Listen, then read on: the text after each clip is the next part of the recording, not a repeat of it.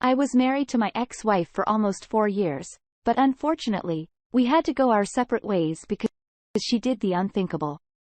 My ex-wife and I met at a business seminar in town. We were there to listen to a renowned business guest speaker.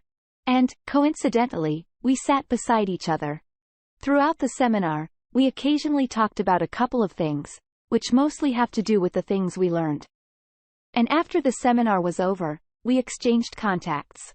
We started talking, and about a week later, we decided to go out for lunch. As we had lunch that day, I was puzzled at how intelligent she was and her passion for business. And after our first date, we saw each other more often. Eventually, we ended up dating because I fell in love with her, and 8 months later, we married. We were married for almost 4 years before I found out she had been making a fool out of me. I'd love to add that while my ex-wife and I were married, there was nothing she wanted that I didn't give her. Still am a businessman and earned decent money. My ex-wife didn't own a business like mine. She worked for a business consultant firm and was earning well too. We had no kids because she said she wasn't ready, and I was okay with that. All through the 3 years of our marriage, I did my best as a good husband and even helped at home. I wanted more than anything for us to be happily married for as long as possible, offered to help in the kitchen, took her on surprise vacations, and did pretty much what a man would do to make the woman he loved happy. Even on my hectic entire days, I made sure I went home early, never canceled on her. And most times, I had to reschedule many things because I believed family was one of the most important aspects of life.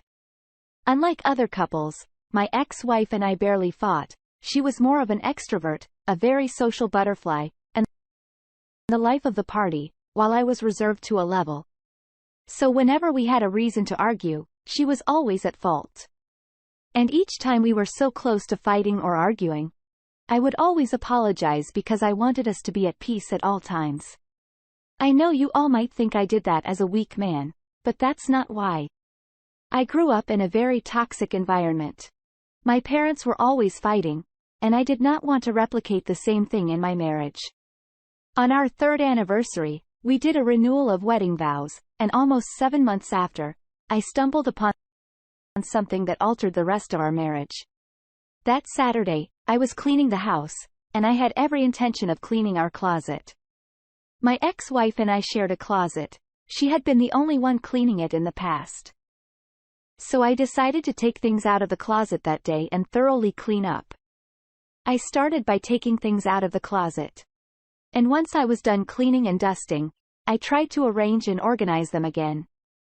While organizing, I mistakenly kicked open one of my wife's shoeboxes as I tried to move around, and many letters and pictures were scattered on the ground.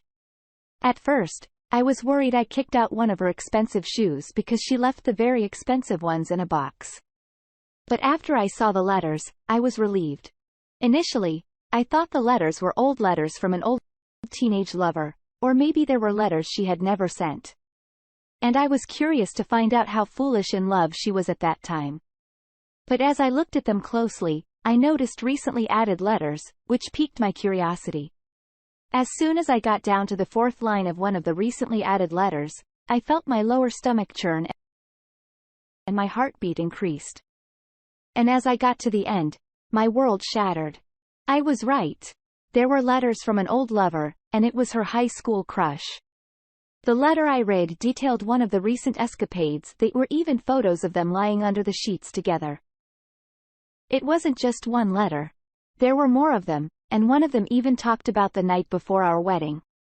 And how they enjoyed each other in bed. I wanted to be sure of what I read, so I went through all the letters and realized their relationship had been going on even while we were dating. Needless to ask if I was heartbroken, because I was beyond heartbroken.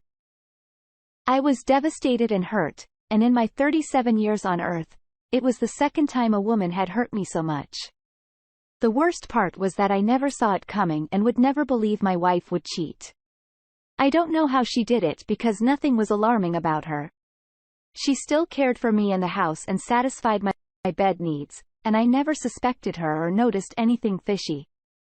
I have watched a few videos on this channel, where men say their wives changed suddenly or dressed differently. But with my ex-wife, there was no sign. Everything remained the same, and our love for each other grew over the years too. That same afternoon, she returned home and acted like everything was cool, but how I saw her changed. I tried to hide it, but it was not as easy as I imagined. It hurt so much that I loved her blindly, but she took my love for granted and cheated on me. The good thing was she was hosting her high school reunion, which was only a few days away. I had already scanned the letters and photos and intended to send them straight to her parents, but I got an idea from one of the stories I listened to here. As a part of their high school reunion, she created a slideshow of all her memories in high school, and I saw that as a perfect way to carry out my revenge. A night before her dear reunion, I secretly planted the letter and photos I scanned in her slideshow almost at the beginning, and I waited for her to humiliate herself publicly.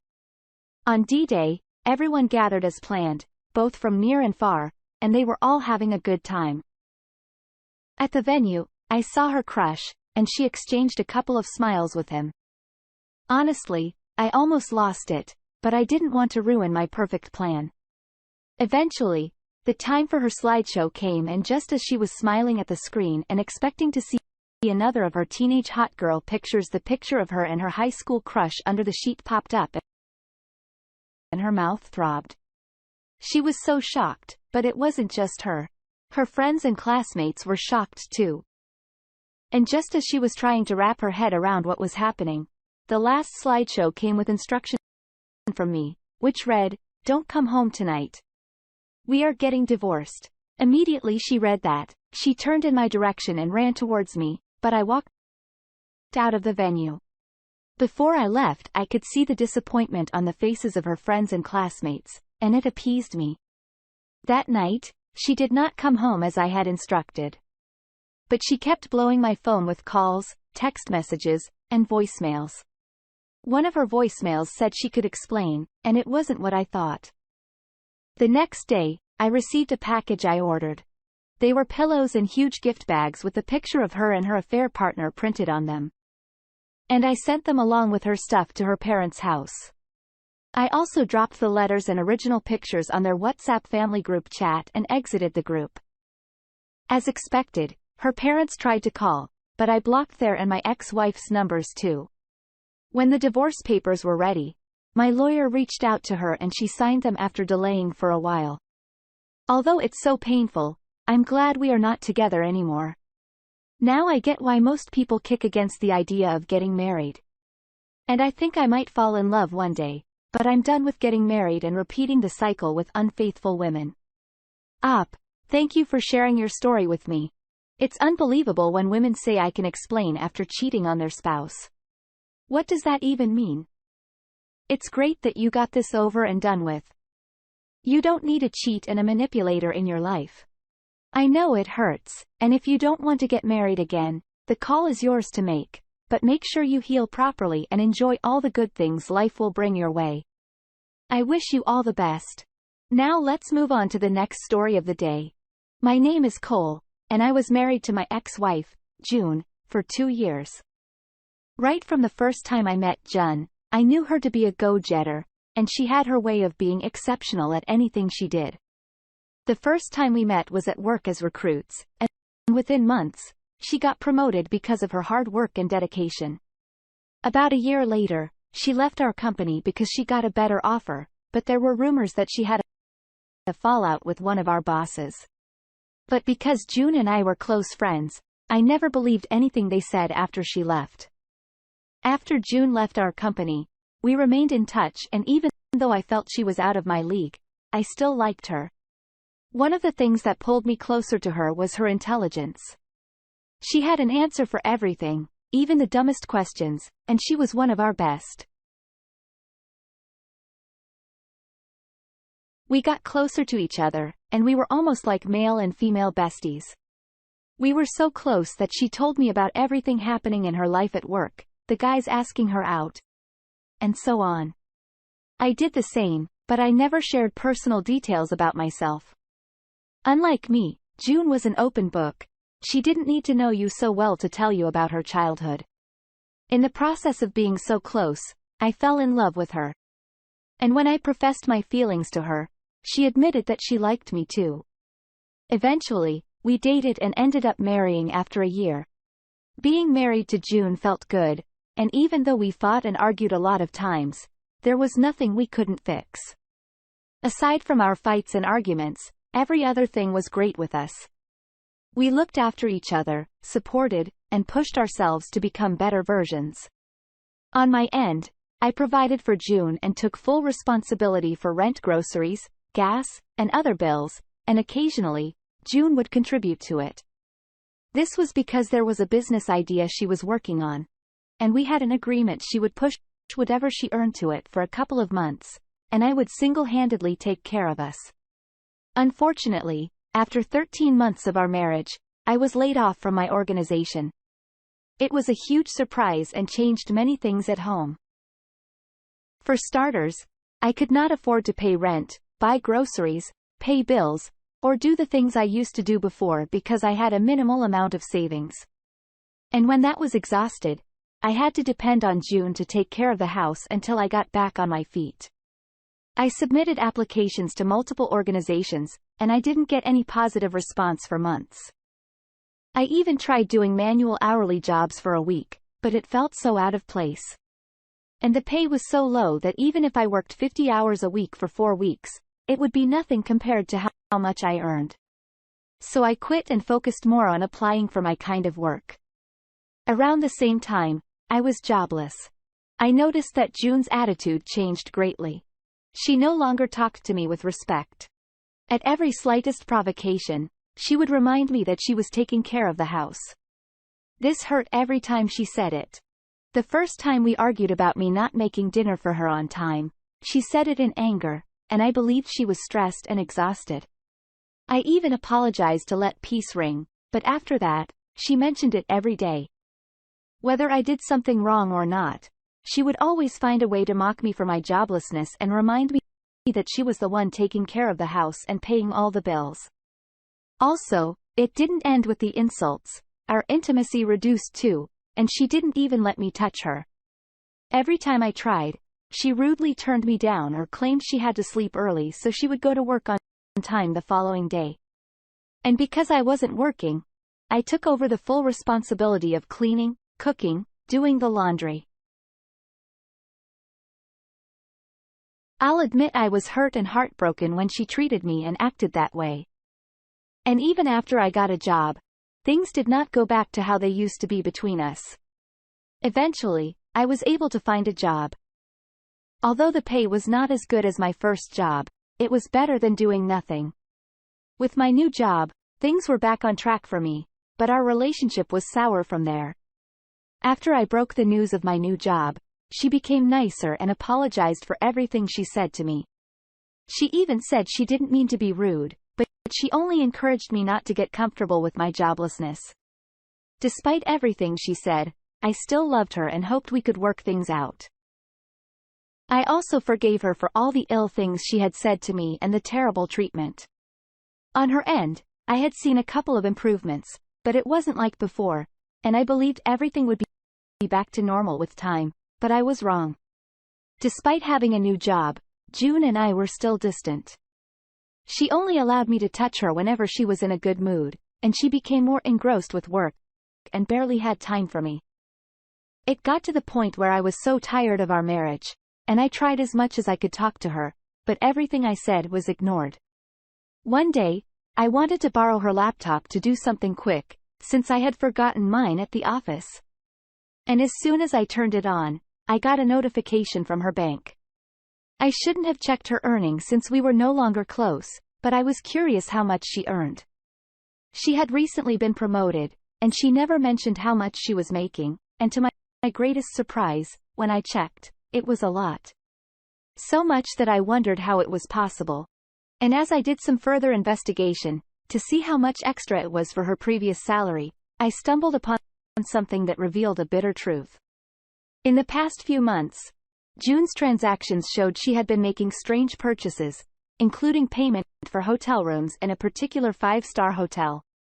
And the moment I saw that, I knew something was wrong. Out of instinct, I printed out copies of these strange expenses, and I cleared every trace that I had touched her laptop. I could not continue with what I wanted to do because I couldn't stop thinking. The following day, when June woke up, she told me she would be going out of town for a 2-day business meeting and coming home on Monday morning. I knew everything was wrong with her business meeting because she barely worked on weekends, so I pretended everything was cool and kissed her goodbye. Shortly after she left, I followed her, and she went to the same hotel from her transactions. When she arrived, a man I recognized as her boss from work welcomed her.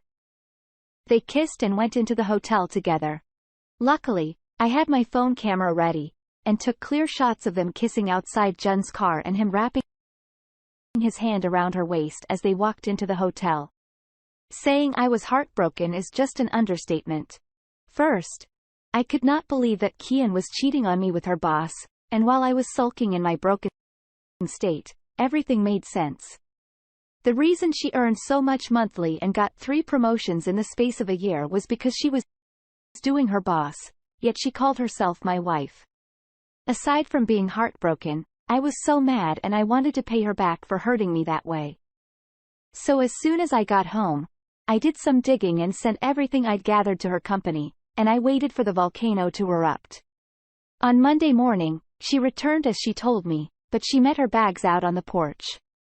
I told her to her face that I knew she was cheating on me, and her marriage was over. Instead of begging as I expected, she picked her stuff, murmured words I didn't hear and drove off. At that time, I'm guessing her company did not reach out to her yet because when she was kicked out of work, she called me and cried over the phone like a child who lost her candy.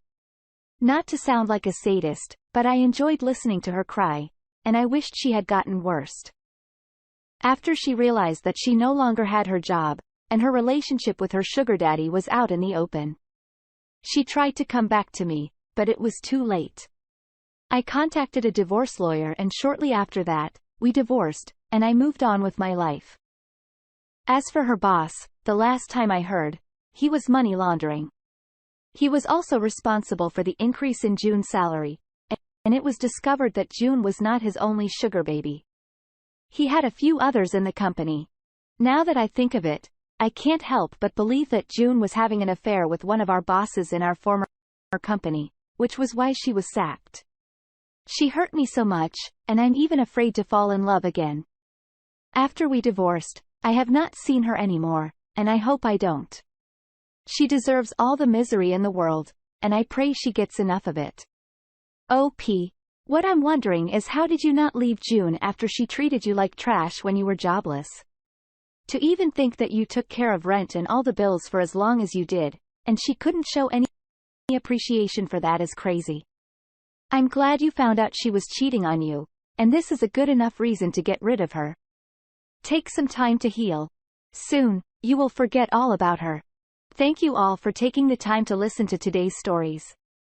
If you enjoyed listening, please feel free to like and subscribe if you haven't.